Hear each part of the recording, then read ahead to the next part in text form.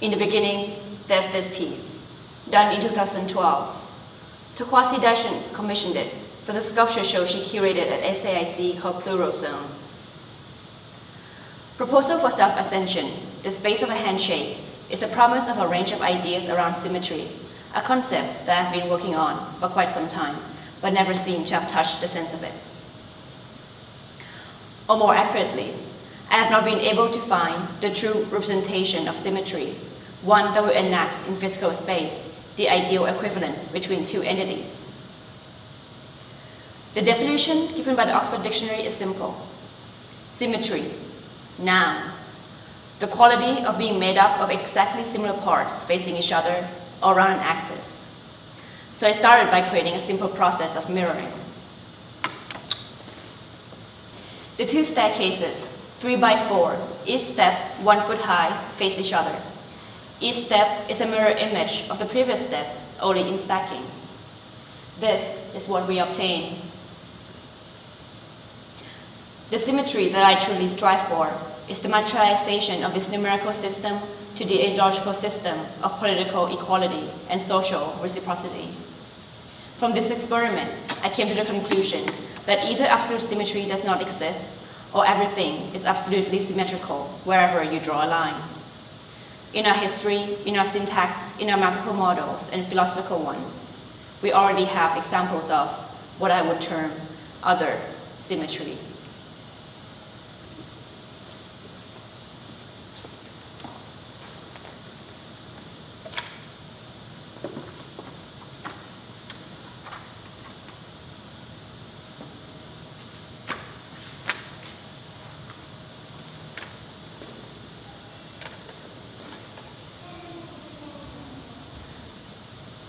In mathematics, George Cantor found that in order to calculate infinity, we must put things into pairs.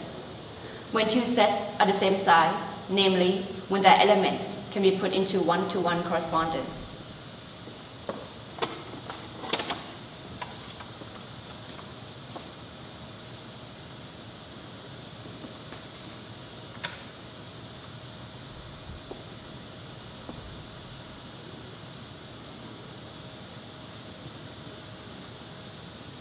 N being natural numbers and Q being rational numbers. The pairing of the numbers is not based on quantity, but values. So in this regard, 0 corresponds to 1, 1 corresponds to 2, etc. On the scale of infinity, the further away the pairs are from the origin point of 0, the further apart they are in position.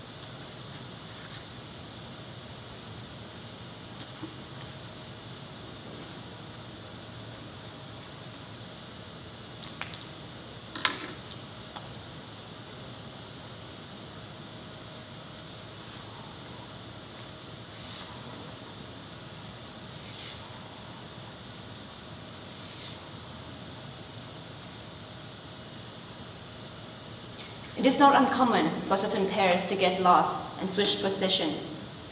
A good parable is the losing of shoes. ในประเทศเอเชียส่วนมากเขาจะถอดรองเท้าก่อนเข้าตึกไม่ว่าศักดิ์สิทธิ์เหมือนวัดหรือธรรมดาเหมือนร้านอาหารรองเท้าตกแต่งด้วยไซส์แต่ละระบบแต่งตั้งระบบการเชื่อมกันที่แตกต่างสมมติใช้เบอร์ 9 ในระบบ US เป็นตัวอย่าง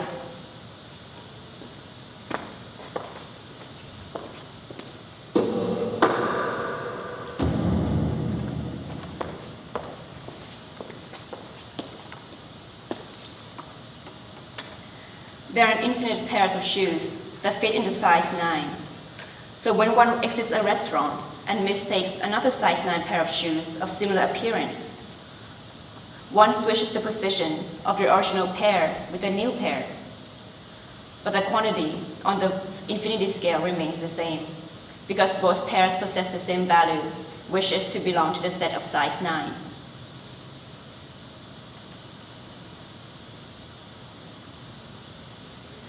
The choice of shoes is not arbitrary. They already function as a pair. The particularity of this pair will be discussed further down under the section left-right. But in service of our argument here, it must be noted that the pairs are lost together, so it is possible to preserve the one-to-one correspondence. This allegedly establishes the claim that pairs on the furthest ends of the scale of infinity possess intrinsic values that allow them to find each other.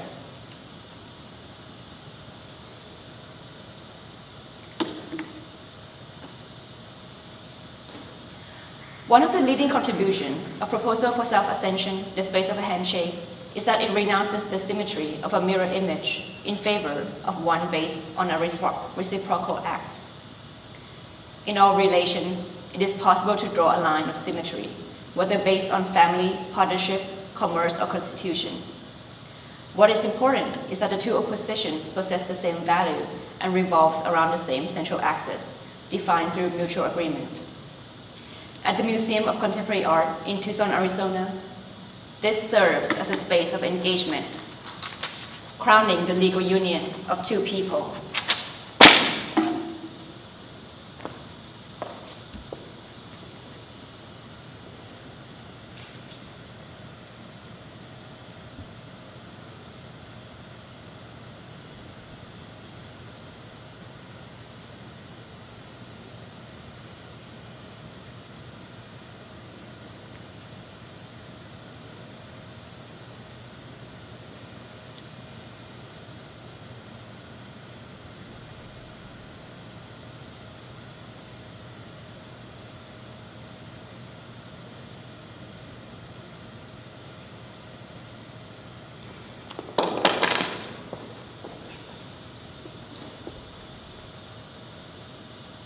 At any given moment, the I become the you, and the you can become the I. The interchangeability of these positions is informed by the X. X is the sign of multiplication, so despite the additive aspect of I and you, the symmetry is actually a multiplication.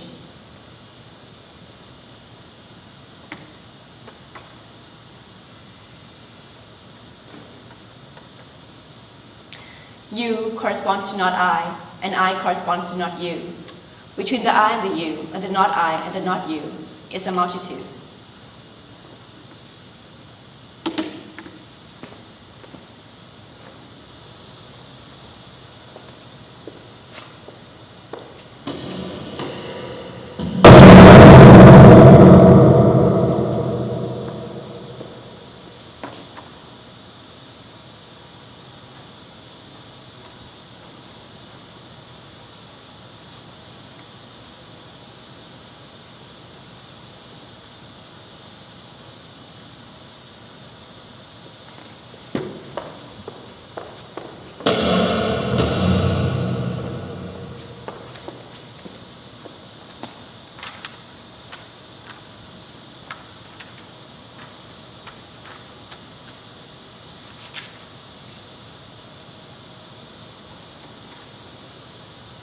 This semiotic square, also known as the Grimm's square, is a tool used in structural analysis of the relationships between semiotic signs through the opposition of concepts. In this case, it reveals that we is restorative of an imbalance created by the separation of semiotic signs, I and you pronouns, and return to a state of equilibrium by the dissolution of the I and you. Social and political relations basing on the I-U semiotic square aims to reach the entropic end time, the eternal state of cosmic sameness, in which all of history, as well as all of the clashing perspectives that embody it, will exist without conflict. We is therefore an entirely ideological word that only exists in the symmetry between the I and the you.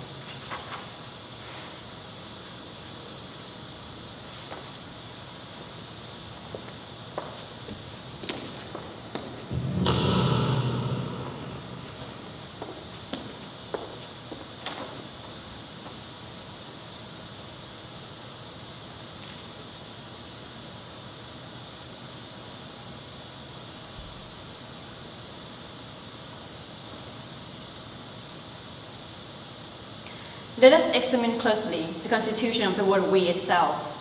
In common English, it starts with the letter W. W. Double U's. This letter, unlike other letters in the Latin alphabet, is a coming together of two separate letters to form one letter. It can be written as such.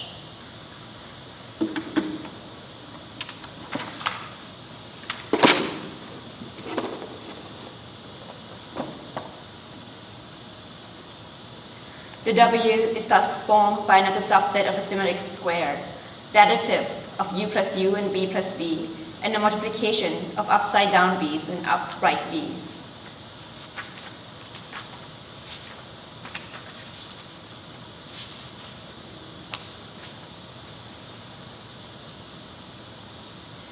The letter resembles two pyramids in reverse. To write the W correctly, one must therefore not forget this original symmetry.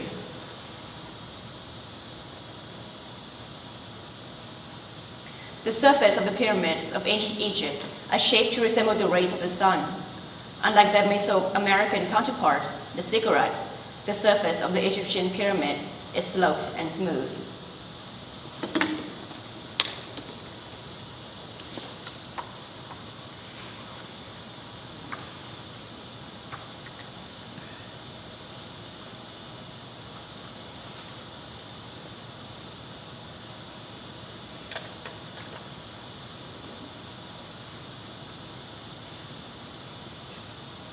In serving pinnacle, the letter W loses its former power of connection to the sun and becomes receptacle, a gatherer of rain and water.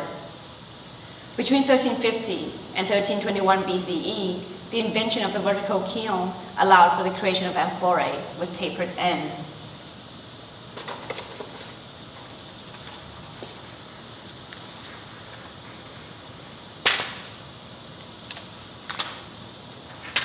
The design allows the vessel to be pushed into the earth and stand on its own while in storage.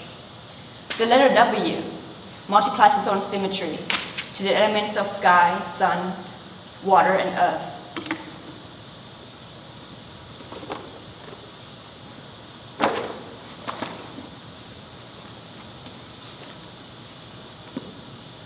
By itself, it can be used to measure the scale of the universe.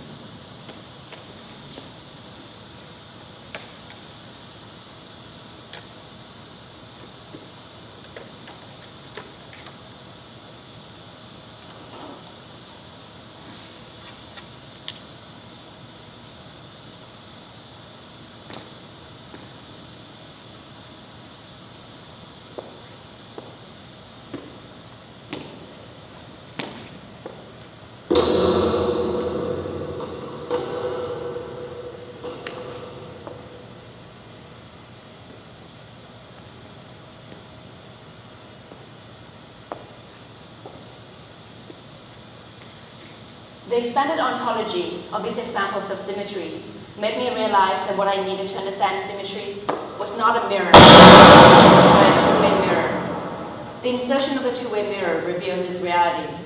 Symmetry is both whole and irreconcilable halves. Its reflection lies elsewhere than in the engineered appearance of completion. When I look at myself in a two-way mirror, I appear as a whole, an eye regarding an eye. But in reality, on the other side, you are looking back at me.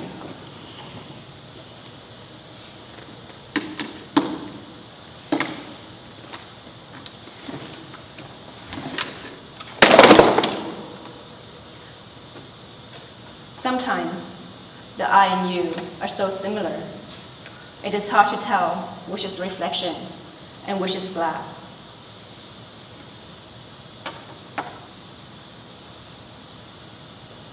In romantic terms, Jorge Luis Borges dice que El espejo nos engaña en la sobredeterminación del amado. We already know what the beloved looks like by looking at ourselves in the mirror, because what we see in the beloved is ultimately the reflection of our own soul. We can add to the IU semiotic square set up previously.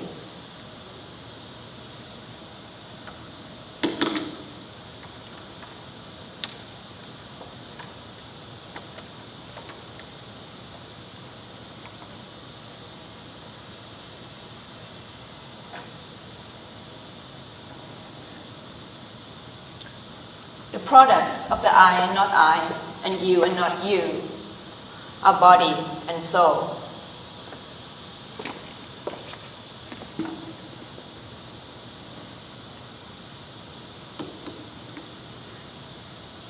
Without aid of a mirror, what we can perceive of ourselves is our soul, and what we perceive of others is our body.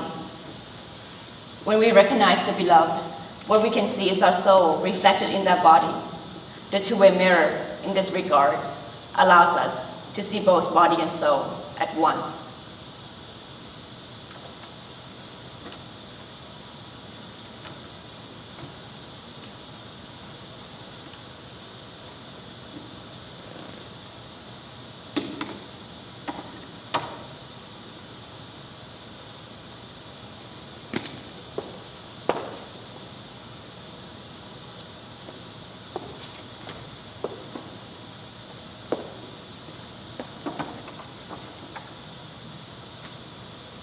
When symmetry is involved in relation to the body, it has been proven that the body is not symmetrical to ourselves. Although we possess a left and right counterpart, the two parts do not correspond to each other on a one-to-one pairing.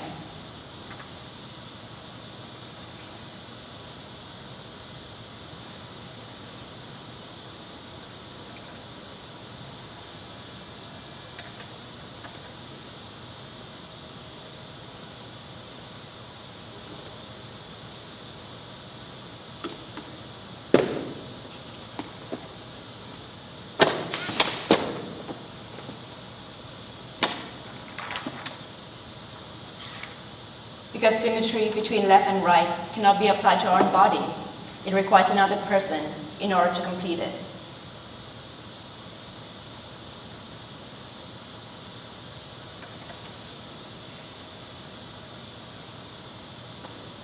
The right-handed person takes the left-handed person's right arm and burns a mark with his left hand. The right-hand person reciprocates by taking the left-handed person's right arm and burns the mark with her left hand. They each complete the image by which they mark the other's inefficient sides. If joined together by both of their inept sides, the right-handed person's left side joined with the left-handed person's right side, they can make use of both their left and right.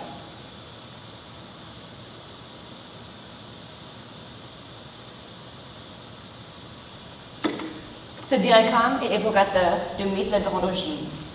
Dans le symposium de Platon, Aristophane décrit l'origine de l'amour à travers trois beings fusionnés. Un homme et un homme, une femme et une femme, et finalement un homme et une femme. Ce qui est significant ici, c'est que cette symétrie ne cherche pas à opposer l'homme et la femme, mais de constituer un troisième genre. Le sexe n'était pas deux comme mais ordinairement trois. Il y avait un homme, une femme, et l'union des deux, dont le nom et rien de plus. Ayons peur du potentiel de ces êtres fusionnés, sus dans sa satonnaire pour les séparer.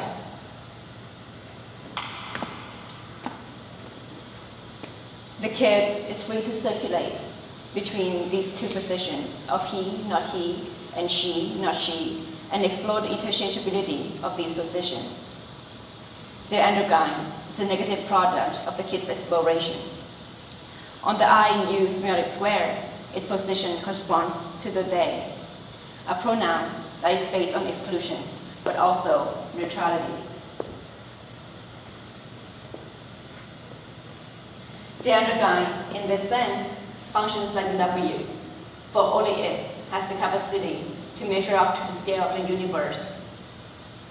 In this constant repositioning on a scale of infinity, the reconciliation of the urgent of love occurs in the transformation, transference, and transmutation of the kid into the androgyne.